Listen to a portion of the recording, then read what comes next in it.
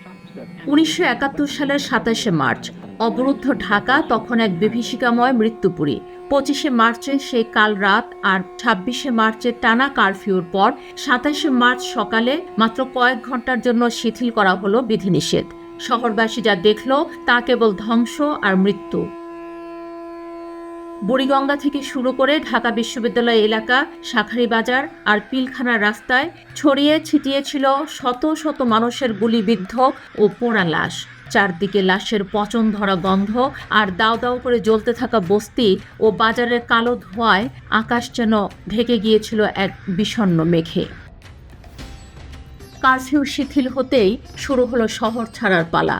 আতঙ্কিত মানুষ হাতের কাছে যা পেল, সামান্য পোটলাপুটলি আর সহায় সম্বল নিয়ে ছুটতে থাকলো গ্রামের দিকে। হাজার হাজার মানুষের ঢল নামলো জিঞ্জিরা ও কেরানীগঞ্জের পথে, কেউ পায়ে হেঁটে, কেউ বা রিকশায়। এরাই ছিল মুক্তিযুদ্ধের ইতিহাসের প্রথম দিককার অভ্যন্তরীণ শরণার্থী। অন্যদিকে ঢাকা বিশ্ববিদ্যালয় এলাকা তখন এক হাহাকারের নাম।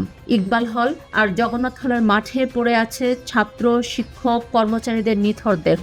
অধ্যাপক ডক্টর গোবিন্দচন্দ্র দেব, জ্যোতির্ময় গুহ ঠাকুরতা আর ডক্টর ANM মনিরুজ্জামানের মতো বরেণ্য ব্যক্তিদের হত্যার খবর তখন দাবানলের মতো ছড়িয়ে পড়ছে। বিশ্বের কাছে এই বর্বরতাকে গোপন করতে চেয়েছিল পাকিস্তানি বাহিনী। হোটেল ইন্টারকন্টিনেন্টালে অবরুদ্ধ ৩৫ জন বিদেশি সাংবাদিককে কড়া পাহারায় বিমানে করে করাচি পাঠিয়ে দেওয়া হলো। কেড়ে নেওয়া হলো তাদের নোটবুক আর ফিল্ম। কিন্তু সত্য কি আর আটকে রাখা যায়? সাইমন ড্রিংয়ের মতো অসম সাহসী কেউ কেউ থেকে গেলেন জীবনের ঝুঁকি নিয়ে বিশ্ববাসীকে এই গণহত্যার খবর জানাতে। রাজারবাগ পুলিশ লাইন্স আর ইপিআর সদর দপ্তর তখন ধ্বংসস্তূপ।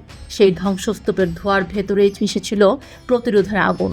বুড়িগঙ্গার লাল জল আর বিশ্ববিদ্যালয়ের রক্তভেজা সবুজ ঘাসের শোক ছাপিয়ে বিভ্রান্ত মানুষের কানে হঠাৎ ইথারে ভেসে এলো সেই অমোঘ ঘোষণা, আজ থেকে বাংলাদেশ স্বাধীন। কান্নার মাঝেও জেগে উঠল এক নতুন আশার আলো।